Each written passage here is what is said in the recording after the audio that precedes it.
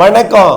செல்வகுமாரின் விவசாயிகள் பொதுமக்களிலிருந்து வந்திருக்கக்கூடிய வானிலை தொடர்பான வினாக்களுக்கு விடையளிக்கும் விரிவான வானிலை ஆய்வறிக்கை. அதிகாரப்பூர்வ வானிலை அறிக்கைக்கு இந்திய வானிலை ஆராய்ச்சித்துறை அறிக்கையை பார்க்கவும். 2025 ஜூலை 25 வெள்ளிக்கிழமை அதிகாலை நிலவர ஆய்வறிக்கை. நேற்றைக்கு வந்திருக்கக்கூடிய வினாக்கள் பார்த்தீங்கன்னா பெரும்பாலும் திருநெல்வேலி மாவட்டத்திலிருந்து கொஞ்சம் கூடுதலாக வந்திருக்கு. திருநெல்வேலி மாவட்டம் மேற்கு பகுதி, அதாவது தென்காசி மாவட்ட திருநெல்வேலி மாவட்டம் மேற்கு பகுதி நெல், அதாவது விவசாயத்தை பாதிக்கக்கூடிய அறுவடையையும் பாதிக்குது, நாற்று நடவு எல்லாத்தையுமே கொஞ்சம் பாதிக்கும் மழைப்பொழிவாக இருக்கிறது. ஆக தென்மேற்கு பருவசாரல் கொஞ்சம் இடைவெளி விடுமா? கடந்த 10 தினங்களாக இருக்கக்கூடிய சாரல் நேற்றைக்கு திருநெல்வேலி பாளையங்கோட்டை வரை எட்டியது.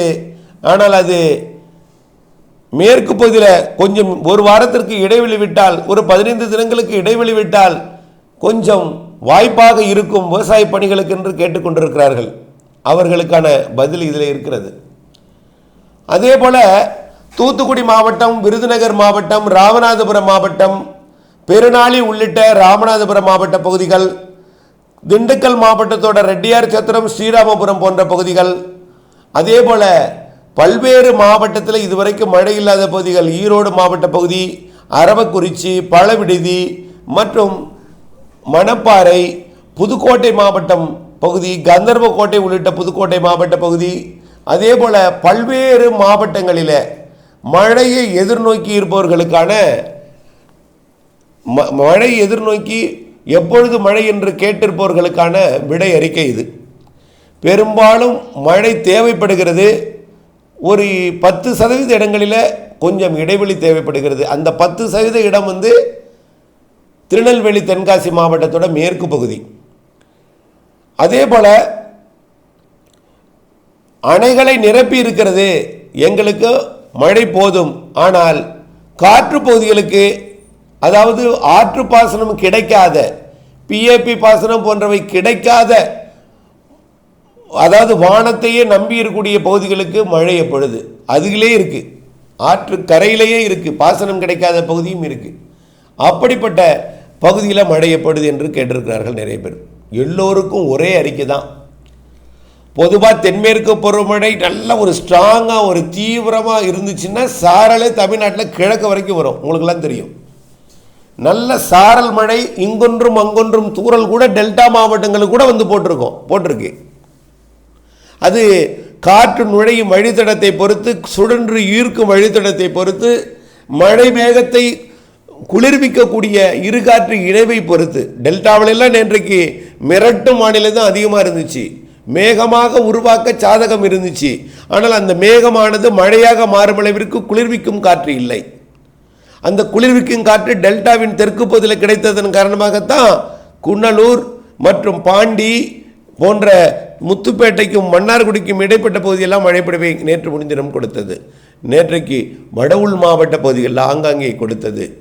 இப்படி இருகாற்று இணைவு, குளிர்விக்கும் காற்று, வெப்ப நீராவி இவையெல்லாம் சரியாக அளவில் இருந்தால்தான் மழைப்பொழிவு கிடைக்கும். அதன் அடிப்படையில் வெப்ப நீராவி அதிகம் இருந்து குளிர்விக்கும் காற்று குறைவாக இருந்தால் மேகம் மட்டுமே உருவாகும். வெப்ப நீராவி குறைவாக இருந்து குளிர்விக்கும் காற்று அதிகமாக இருந்தால் குளிர்ந்து போய்விடும், மழையே தராது. ஆகவே எல்லாம் ஒரு குறிப்பிட்ட சதவீதத்தில் இணைந்தால் மட்டுமே மழைப்பொழிவை தரும். அப்படிப்பட்ட சதவீத அமைப்பு இன்றிலிருந்து லேசாக ஆங்காங்கே மழைப்பொழிவை கொடுக்க போகிறது. ஆனால் இன்று, நாளை, நாளைய மறுநாள் 28ஆம் தேதி வரை கொடுக்கக்கூடிய மழை டெல்டாவின் தெற்கு பகுதி, புதுக்கோட்டை மாவட்ட கடலோர பகுதி எல்லாம் ஒரு சில இடங்களில் இருக்கும். ஆனால் நீங்கள் முழுமையாக மழை எதிர்பார்த்து விடாதீர்.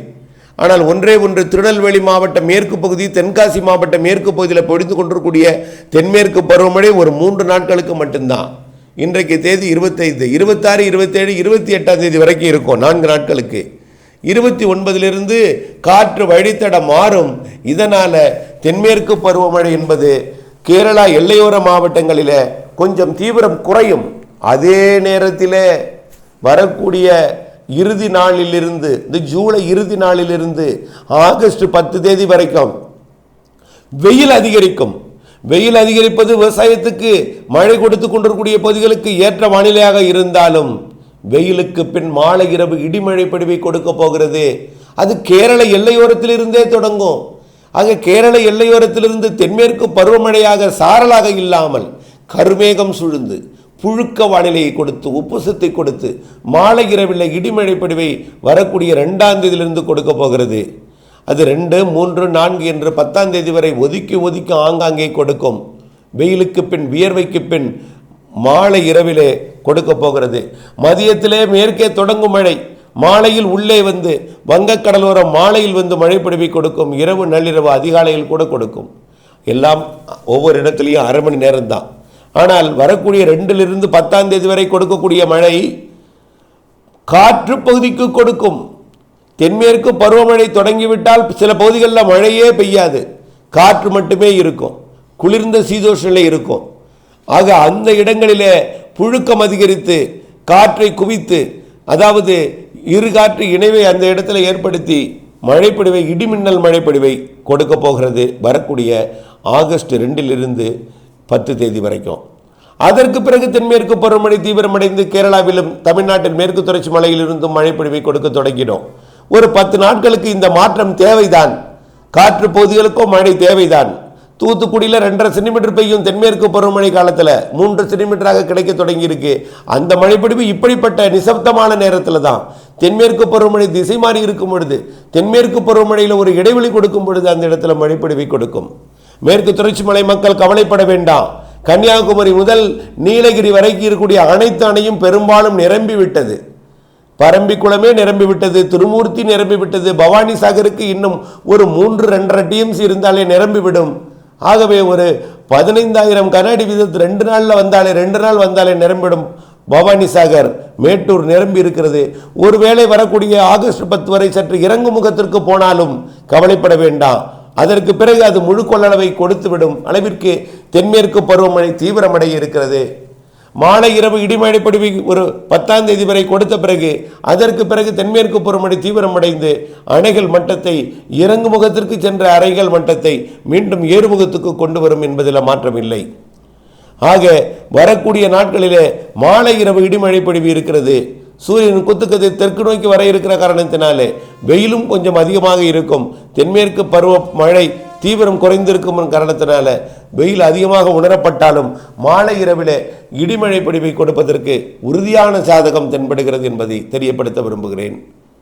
ஆக மழை இருக்கிறது என்ற நம்பிக்கை கொண்டு மழை இடைவெளி என்று எதிர்பார்த்து கொண்டிருப்பவர்களுக்கு வரக்கூடிய நாட்களிலே இடைவெளி கொடுத்து மாலை இரவும் இடிமழை பொழிவை ஒதுக்கி கொடுக்க போகிறது என்பதையும் நினைவில் கொண்டு வானிலை அப்டேட்ஸுடன் இணைந்திருந்து வானிலை அறிந்து விவசாயம் செய்து லாபம் அடைந்திட அன்போடு கேட்டுக்கொள்கிறேன். நன்றி.